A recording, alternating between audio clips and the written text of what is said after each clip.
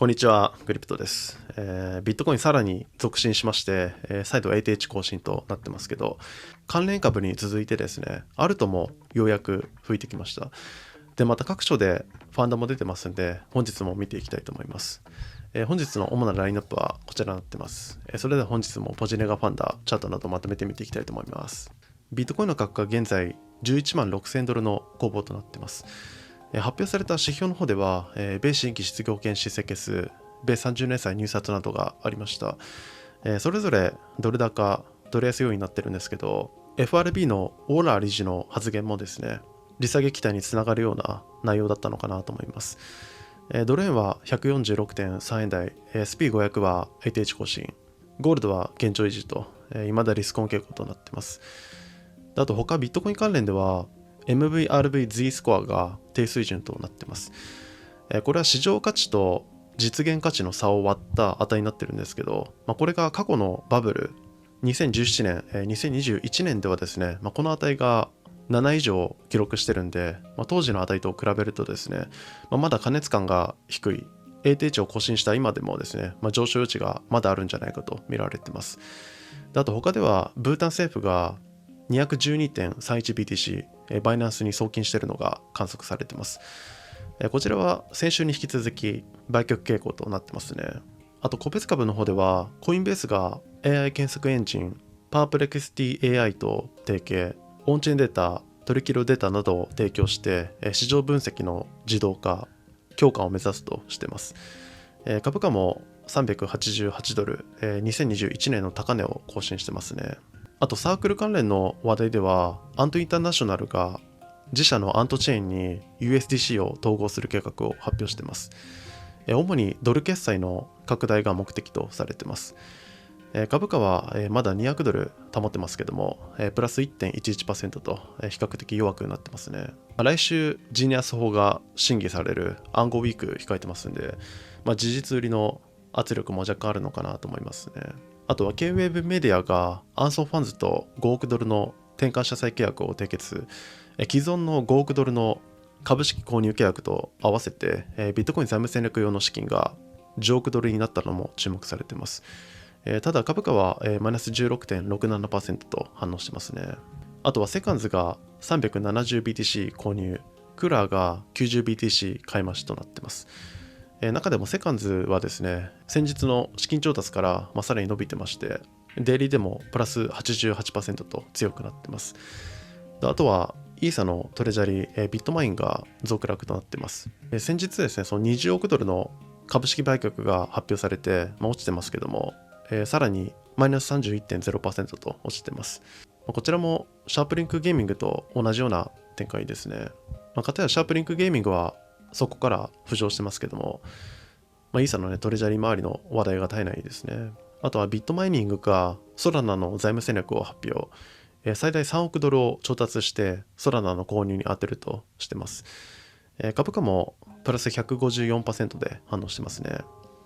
こちらの今後の進捗にも注目です。昨日の ETF は現時点ではプラス 3.87 億ドル相当、香港はまだ更新なしとなっています。ビットコインの先物の方では OI は全体で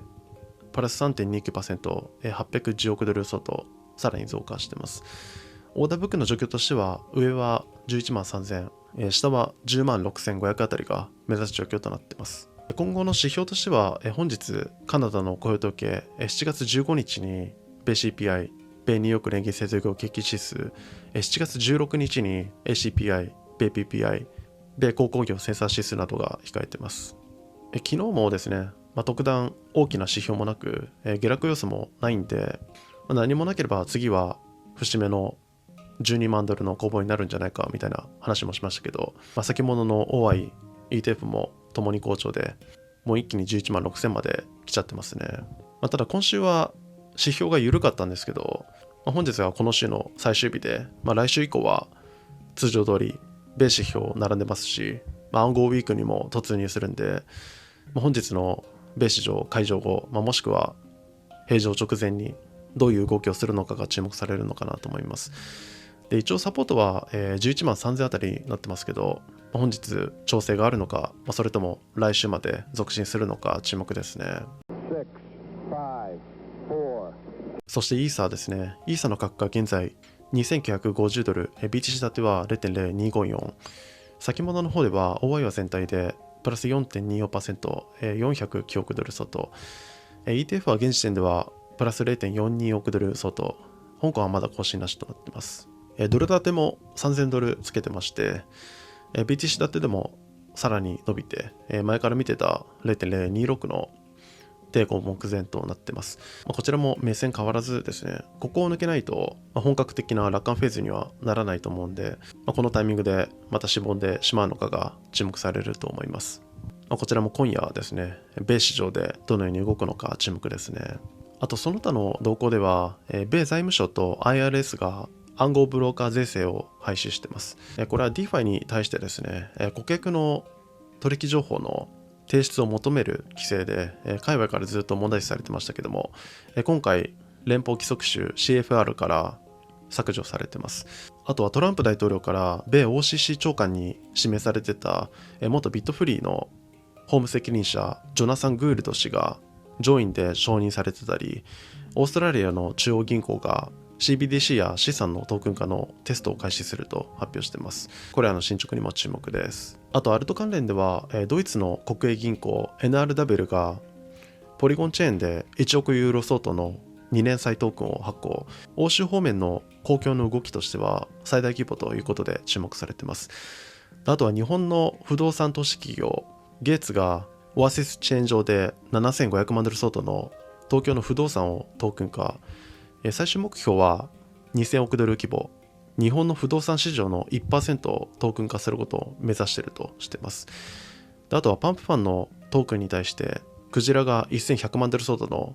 ショートポジションを構築していることや、ムーデンの1歳の誕生日にトークンが高騰したこと、あとは NFT 関連ではスヌープドッグの新たな NFT が30分で完売してまして1200万ドルの収益を上げたことなどが注目されています。あと他リリース資金調達関連ではトゥルースソーシャルがストリーミングサービストゥルースプラスのパトリオットパッケージのベータテスト開始を発表、ユーティリティトークンの発行計画を発表したこと、YZ Labs が 10X キャピタルの BNB トレジャリーカンパニーの設立を支援。こちらも BNB 財務戦略を採用して米上場を目指しているということで注目されています。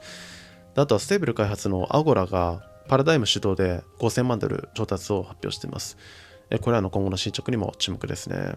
アルトのチャート的には XRP ですね。昨日 2.6 ドルあたりがシェアに入りそうだという話もしましたけど、もうその攻防になってます。で、この抵抗が一番意識されそうではあるんで、こちらも続伸できるのか注目ですね。あとアポルですね。昨日もヘイムダル V2 の話題取り上げましたけども、立て続けに強くなってます。日足の抵抗も抜けてますんで、次は 2.6 ドルあたり攻防に迎えるのか注目ですね。今日はこのとこですかね。待望のアルトシーズン到来の兆しが見えてきましたけども、来週まで勢いが続くのか注目です。何かありましたらコメントいただけるとありがたいです。よければチャンネル登録とグッドボタンよろしくお願いします。